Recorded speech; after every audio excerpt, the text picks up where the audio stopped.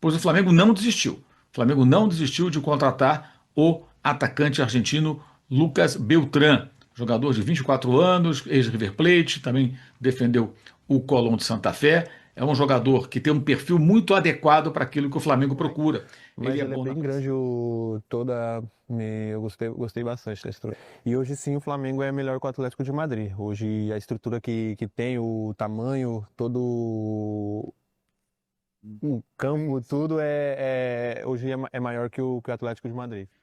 Salve, salve nação, vambora com mais um vídeo aí falando sobre o nosso Flamengo. Após a chegada recentemente de Samuel Lino e Carrascal, o Flamengo mira mais um novo atacante dessa vez, né? Se chama Lucas Beltrán da Fiorentina. 24 anos, atacante argentino, né? Valor de mercado gira em torno de 15 a 17 milhões de reais. O Flamengo tem O Flamengo tem interesse nesse jogador e pode sim fazer uma proposta para o atleta, né? Será que vem mais um novo reforço aí à vista? Então bora debater nesse vídeo aqui. O Mauro César trouxe informações importantes sobre essa situação e ele também fez um compilado aí dessa janela de transferência do Flamengo de agora de meio de ano, né? Então, sem mais... e outro detalhe.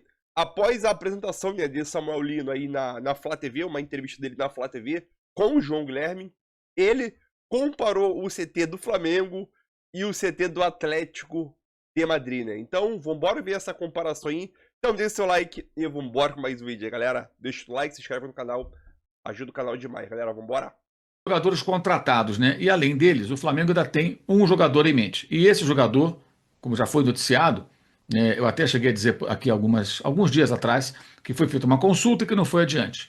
Pois o Flamengo não desistiu. O Flamengo não desistiu de contratar o atacante argentino Lucas Beltrán, jogador de 24 anos, ex-River Plate, também defendeu o Colón de Santa Fé. É um jogador que tem um perfil muito adequado para aquilo que o Flamengo procura. Ele é bom na pressão alta, o Flamengo quer jogadores que pressionam alto. Ele joga como segundo atacante, por exemplo. Pode jogar ele e o Pedro? Pode jogar ele e o Pedro, tá?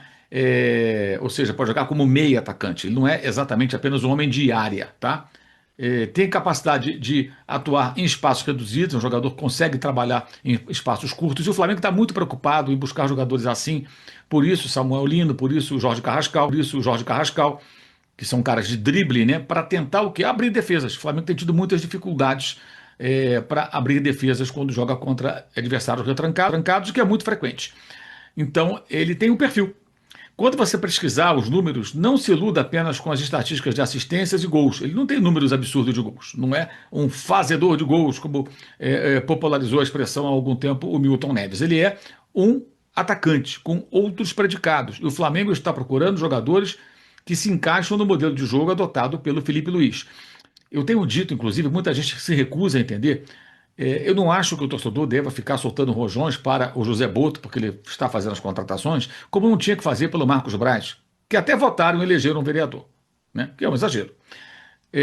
Esses profissionais, no caso, o Marcos Braz nem era um profissional, era um dirigente estatutário, o Boto sim, contratado pelo Flamengo, Patrão, agora o Betão é... contratado pelo Flamengo. Os caras estão fazendo a parte deles, que é contratar jogador. Quando você consegue contratar por um preço menor, ou consegue fazer um acordo de empréstimo com compromisso de compra em metas que são razoáveis para o clube, valores mais interessantes, você vai elogiar, fez um grande negócio. Até agora o Flamengo não fez nenhum negócio assim do ponto de vista econômico espetacular. Está pagando valores de mercado, até valores altos, como o caso do Carrascal, que vai custar 12 milhões de euros, um jogador que custava muito menos do que isso quando foi negociado para o futebol da Rússia e depois negociado entre times russos, do CSKA para o Dinamo de Moscou. O fato é que o Boto vai fazendo o seu trabalho, está fazendo bem, buscando jogadores importantes aí para preencher as lacunas, mas é o Flamengo que tem essa força. O torcedor tem que ficar orgulhoso do seu clube. O Flamengo se reestruturou, gente. E ele frequenta essa alta roda aí dos times europeus, não é de hoje. Não é o Boto que está colocando, não foi o Brás que colocou, nem o BAP, nem o Landim. É o Flamengo, é o trabalho feito há quantos anos já? 13 anos, 12 para 13 anos, no Clube de Regatas do Flamengo, de reestruturação do clube, que permite que ele tenha potencial econômico para trazer jogadores caros lá de fora. Ainda na gestão anterior a Landim, com o Eduardo Bandeira de Mello, o Flamengo contratou o Everton Ribeiro por cerca de 7 milhões de euros à época e o Vitinho por 10. Então o Flamengo já faz contratações pagando multas elevadas, e esses valores eram bem altos à época, né? Isso já tem aí um bom tempo, 2017, 2018. Então já não é de hoje que o Flamengo trabalha nessa alta esfera aí. O Flamengo já foi buscar lá na Europa, o Diego Alves tinha saído do Valência, o Rafinha estava saindo do Bayern de Munique, o Felipe Luiz estava saindo do Atlético de Madrid, o Pablo Mari pertencia ao Grupo City, o Rodrigo Caio aqui em São Paulo, né, no São Paulo Futebol Clube, o Gerson, o Flamengo contratou junto à Roma e depois vendeu e recontratou junto ao Olympique de Marseille. O Gabriel Barbosa na Inter de Milão, o Arrascaeta aqui no Cruzeiro, mas assim, 15 milhões, 16 milhões. O Pedro, a Fiorentina. O Cebolinha, junto ao Benfica. O Vinha, mais recente, junto à Roma, a contratação. Então são várias contratações feitas junto a clubes da Europa. O Flamengo já transita nessa área e o Boto está fazendo os negócios lá fora também. Tá? E esses jogadores, acho que a grande diferença que me parece, pelo menos em tese, no mercado atual em relação à gestão anterior, é que o Flamengo cismava, por exemplo, Cebolinha, eu quero Cebolinha, vou contratar, contratou, insistiu até contratar.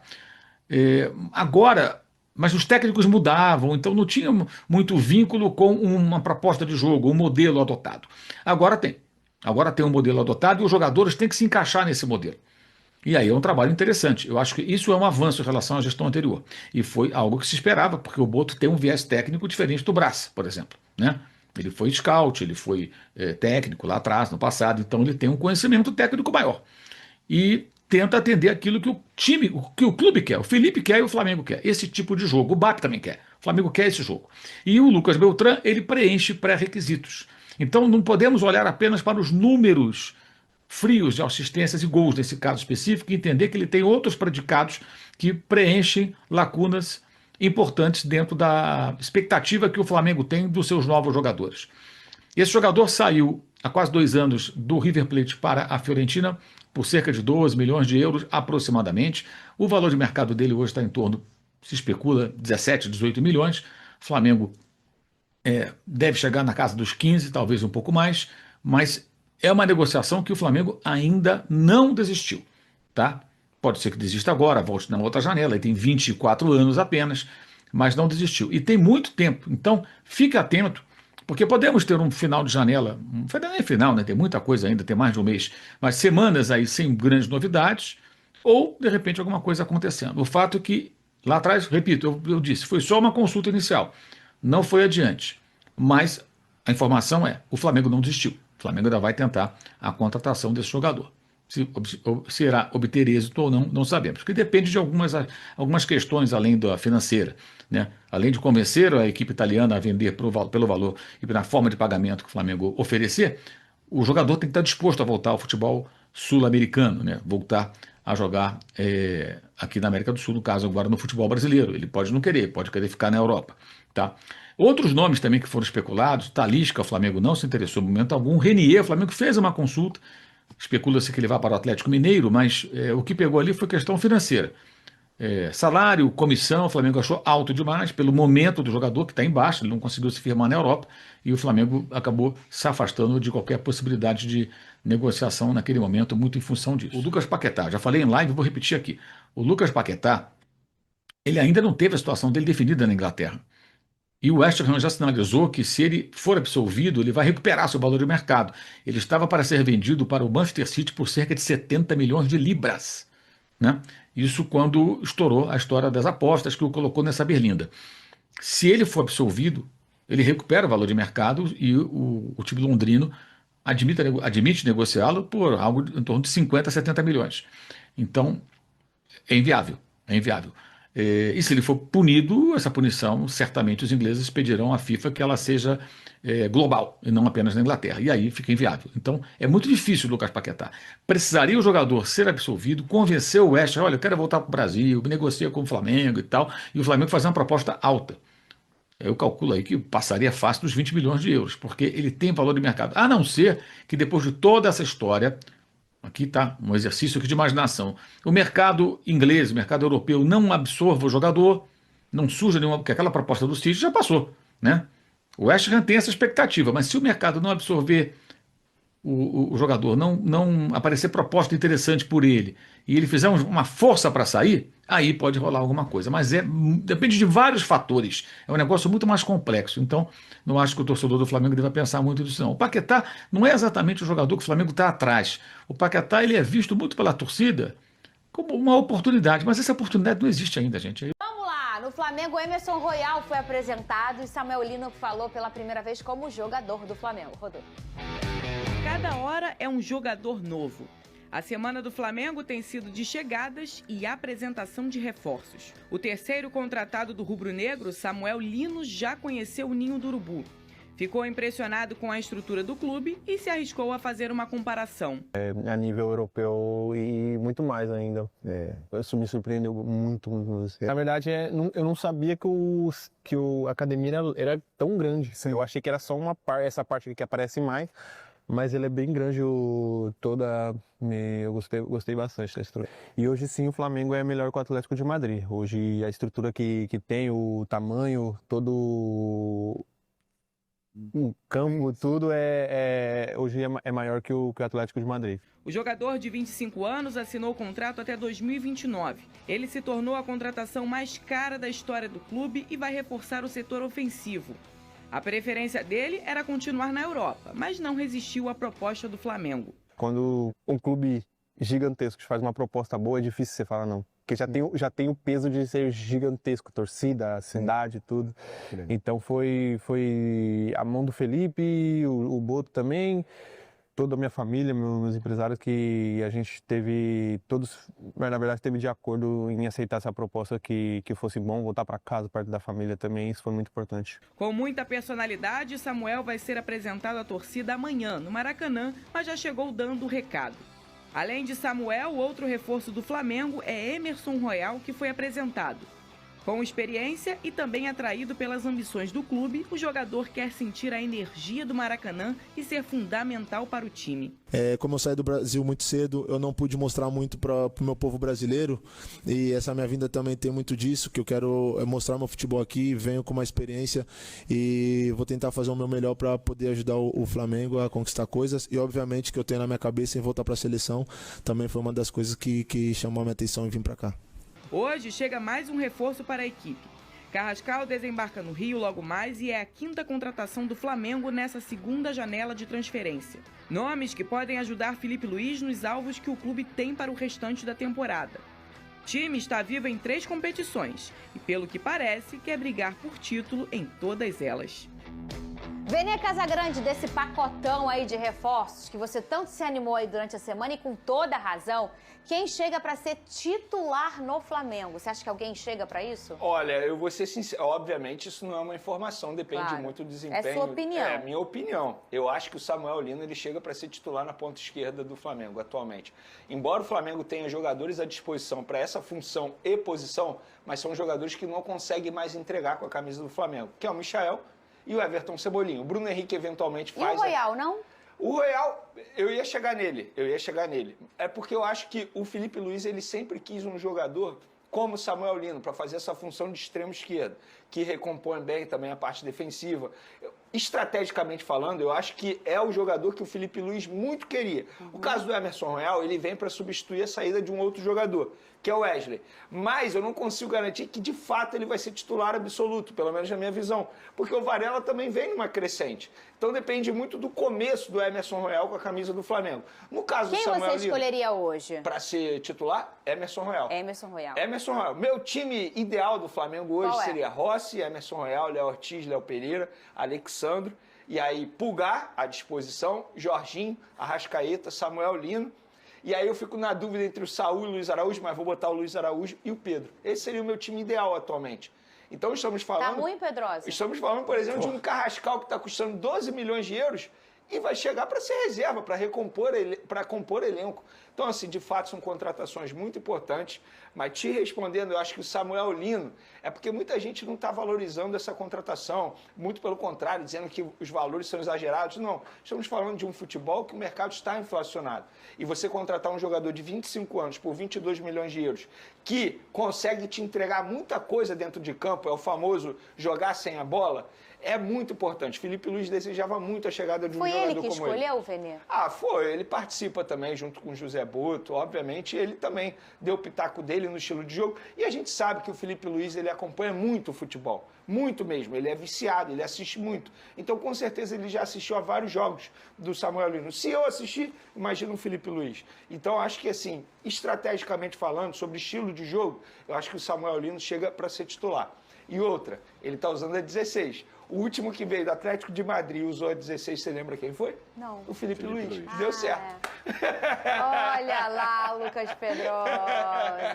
Joga na esquerda, né? Será que vamos ter que aturar muitas coisas nesse 2025? Olha, Fernanda, o time do Flamengo já era forte. Aí perdeu o Gerson e perdeu o Wesley, que são peças muito importantes. Mas conseguiu ter o Jorginho, agora Samuel Lino, o próprio Carrascal, que é um jogadoraço, Emerson Royal, que também tem todas as condições de conseguir suprir essa ausência do Wesley. É uma equipe muito forte, cara, muito forte. E mais uma vez eu vou falar aqui, nem em 2019 o Flamengo tinha um elenco tão bom assim. É uma equipe que vem para ganhar tudo, realmente. Acho que na Copa do Brasil não vai ser uma prioridade do Flamengo, é possível até que, quem sabe, o Vene pode até trazer melhor isso.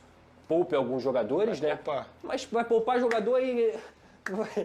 Vou poupar aqui, aí entra o Cebolinha. Vou poupar, entra, sei lá, o Michael. Olha aqui, a gente teve uma fala, um pensamento que trouxe o Vene Casagrande tem uns 2 meses, de que internamente no Flamengo, não foi isso, me conserta aí que eu não quero botar a palavra na boca de ninguém, que o Palmeiras tinha um elenco mais forte que o do Flamengo. Ou mais jovem, enfim, mais poderoso, mais equilibrado. Eu achava mais equilibrado. Era você, a sua opinião? Era a minha opinião. Eu achava o Palmeiras mais equilibrado. Não é de Não, o dentro Flamengo também achava isso. Internamente também achava isso. Isso continua agora, com essa chegada aí? Acho que não. Agora não. Eu acho que agora o Flamengo equilibra muito o elenco. Embora tenha perdido o Gerson e o Wesley.